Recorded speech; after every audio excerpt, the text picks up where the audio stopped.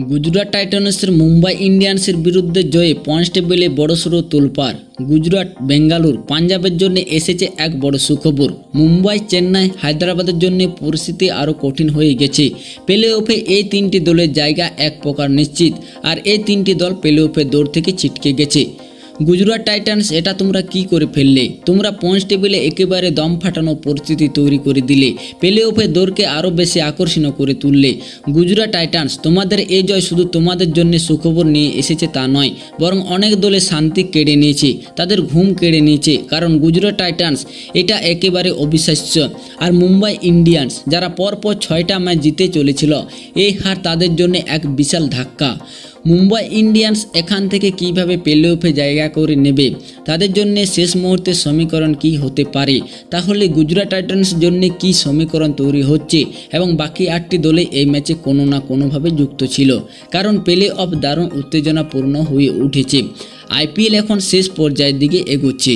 প্রতিটি ম্যাচে play of নির্ধারণ করছে। 3টি দল ইতিমধ্যে প্লে অফে জায়গা করে নিয়েছে, 3টি দল প্রায় ছিটকে গেছে। তো চলুন এবার দেখে নেওয়া যাক পয়েন্টস টেবিল থেকে কি ইঙ্গিত পাওয়া যাচ্ছে। তবে এগোনোর আগে যদি কেউ আপনাকে জিজ্ঞেস করে এই আইপিএলে আপনার প্রিয় দল কোনটি, সেই দলের নাম কমেন্ট সেকশনে জানাতে পারেন। আর সাবস্ক্রাইব করে ফেলুন, একদম ফ্রি। প্রতিটি ম্যাচের পর পয়েন্টস টেবিলের আপডেট সবার আগে পেয়ে যাবেন, একদম গ্যারেন্টি। পয়েন্টস টেবিলে 10 নম্বরে রয়েছে চেন্নাই সুপার কিং, এবং তারা প্লে অফ থেকে ছিটকে পড়া প্রথম দল হয়ে গেছে। চেন্নাই সুপার কিং খেলেছে 11টি ম্যাচ, যার মধ্যে জিতেছে মাত্র 2টি, 9টি ম্যাচে হেরে 4 পয়েন্ট নিয়ে সবচেয়ে খারাপ রান রেটের কারণে তারা এখন টেবিলে একেবারে তলানিতে। প্লে অফের সঙ্গে আর কোনো সম্পর্কই নেই, কারণ বাকি আছে 3টি ম্যাচ, সেগুলো সবকটি জিতলেও তারা সর্বোচ্চ 10 পয়েন্টে পৌঁছাতে পারবে। আর প্লে অফে পৌঁছাতে গেলে অন্তত 14 পয়েন্টের দরকার হয়। আদর্শভাবে 16 পয়েন্ট লাগে, কারণ 16 পয়েন্ট মানে শতভাগ বা 100% কোয়ালিফাই। তাই যে কোনো দলের প্রথম লক্ষ্য থাকে 16 পয়েন্ট। 14 পয়েন্টও আশা থাকে, তবে চেন্নাই সুপার কিং সেই পর্যায়ে পৌঁছাতে পারবে না। একই অবস্থা রাজস্থান রয়্যালসের, যারা এখন পয়েন্টস টেবিলে 9ম স্থানে রয়েছে। 12টি ম্যাচ খেলে তারা জিতেছে মাত্র 3টিতে এবং 9টি ম্যাচে হেরেছে, তাদের পয়েন্ট 6। তাদের বাকি আছে মাত্র 2টি ম্যাচ। যদি 2টি ম্যাচে জিতে তাহলে তারা সর্বোচ্চ 10 পয়েন্ট পৌঁছাতে পারবে। ফলে রাজস্থান রয়্যালসও আনুষ্ঠানিকভাবে প্লে অফের দৌড় থেকে ছিটকে গেছে। তাহলে রাজস্থান এবং চেন্নাই সুপার কিংয়ের প্লে অফে আর কোনো সম্ভাবনাই নেই। 12 মে রাজস্থান পরবর্তী ম্যাচ চেন্নাইয়ের বিপক্ষে, যেটা ঠিক করে দেবে পয়েন্টস টেবিলে একেবারে শেষে কারা থাকবে। এখন পয়েন্টস টেবিলে 8ম স্থানে রয়েছে সানরাইজার হায়দ্রাবাদ, যারা 11টি ম্যাচ খেলেছে এবং তার মধ্যে 3টি ম্যাচ জিতেছে, 7টি ম্যাচে হেরেছে এবং 1টি ম্যাচ নো রেজাল্ট হয়েছে। তাদের কাছে কেবলমাত্র 7 পয়েন্ট রয়েছে।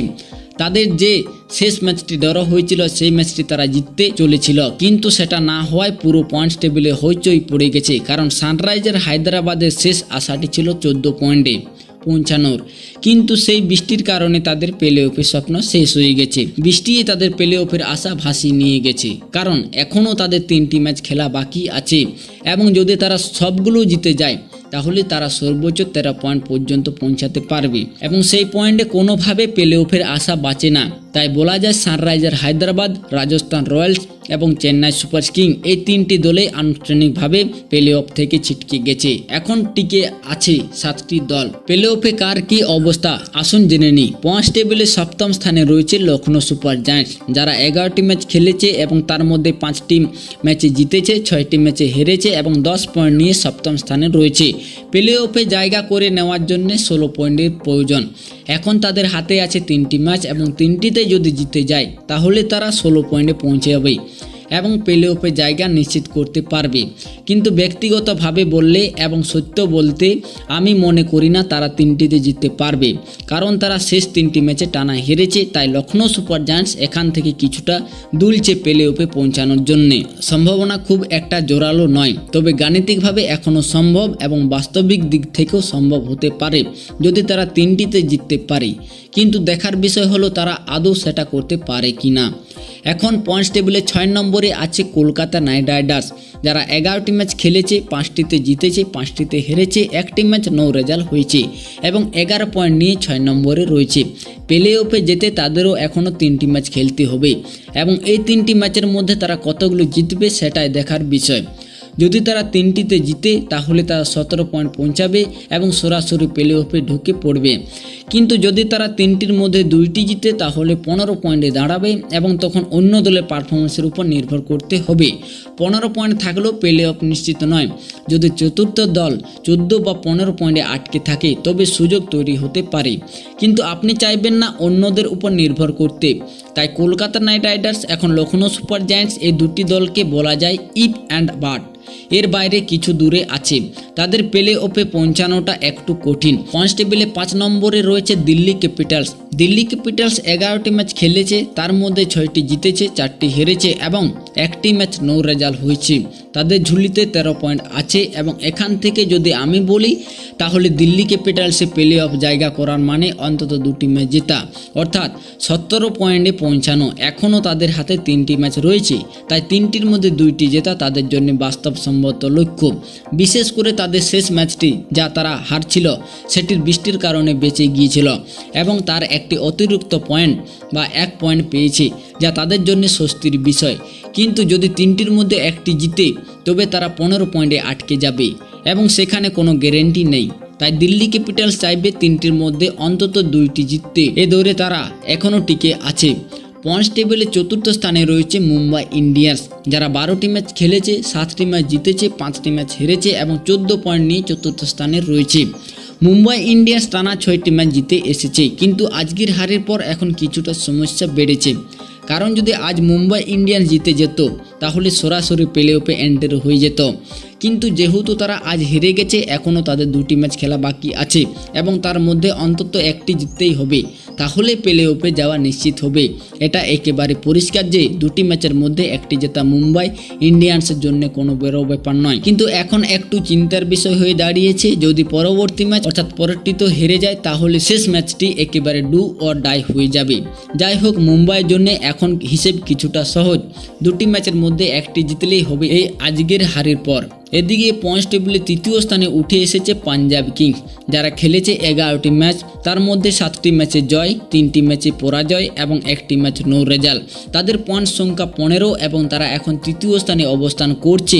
পাঞ্জাব কিংসের জন্য এখন প্লে অফে জায়গা পাওয়া আর খুবই কঠিন কাজ নয়, কারণ এখনও তাদের হাতে 3টি ম্যাচ রয়েছে এবং তার মধ্যে 1টি ম্যাচ জিতলেই তারা 17 পয়েন্ট পৌঁছে যাবে, যা সরাসরি প্লে অফ নিশ্চিত করার জন্য যথেষ্ট।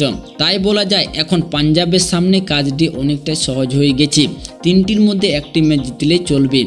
পয়েন্টস টেবিলে 2য় স্থানে রয়েছে আরসিবি অর্থাৎ রয়্যাল চ্যালেঞ্জার বেঙ্গালুরু, যারা 11টি ম্যাচ খেলেছে, তার মধ্যে 8টি জিতেছে এবং 3টি হারিয়েছে। তাদের ঝুলিতে 16 পয়েন্ট রয়েছে এবং প্লে অফে জায়গা তৈরি করা এখন আর কোনো কঠিন বিষয় নয়, কারণ তারা ইতিমধ্যে প্লে অফে প্রবেশ করে ফেলেছে।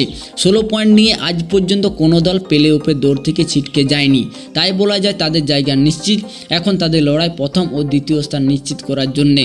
যদি তারা বাকি 3টি ম্যাচের মধ্যে 1 বা 2টি জিতে তাহলে তারা প্রথম বা দ্বিতীয় স্থানে থেকে লিগ শেষ করবে। এবং পয়েন্টস টেবিলে প্রথম স্থানে এখন রয়েছে গুজরাট টাইটান্স, যারা খেলেছে 11টি ম্যাচ, জিতেছে 8টি, হারিয়েছে 3টি এবং তাদেরও 16 পয়েন্ট রয়েছে। সঙ্গে নেট রান রেটও অসাধারণ, এই কারণে তারা সরাসরি প্রথম স্থানে উঠে এসেছে। গুজরাট টাইটান্স প্লে অফে প্রবেশ করে ফেলেছে। আরসিবির পর তারা দ্বিতীয় দল যাদের জায়গা প্লে অফে নিশ্চিত হয়ে গেছে। যেমনটি বলা হয়েছে 16 পয়েন্ট নিয়ে এখনও পর্যন্ত কেউ প্লে অফ থেকে বাদ পড়েনি, এখনও তাদের হাতে 3টি ম্যাচ রয়েছে। যদি তারা এর মধ্যে 1 বা 2টি ম্যাচ জিতে যায় তাহলে নিশ্চিতভাবে তারা প্রথম বা দ্বিতীয় স্থানে থেকে লিগ শেষ করবে। ফলে গুজরাটের জন্য পথ আরও সহজ হয়ে যাবে। আমার মনে হয় কোথাও না কোথাও এই আসন্ন ম্যাচগুলো অনেক বেশি গুরুত্বপূর্ণ হয়ে উঠছে। সুতরাং এই হলো পয়েন্টস টেবিলে বর্তমানের অবস্থা, যেখানে গুজরাট টাইটান্স এবং আরসিবির জায়গা নিশ্চিত হয়ে গেছে। মুম্বাই এখনও সেই দৌড়ে রয়েছে, পাঞ্জাব খুব কাছাকাছি আছে এবং আমার দৃষ্টিতে এই 4টি দলই টপ 4-এ থাকবে। তো এই ছিল আজকের ভিডিওটি যদি ভালো লাগে অবশ্যই একটি লাইক করবেন এবং চ্যানেলে নতুন হয়ে থাকলে চ্যানেলটি সাবস্ক্রাইব করে পাশে বেল আইকনটি অন করে দেবেন। ধন্যবাদ।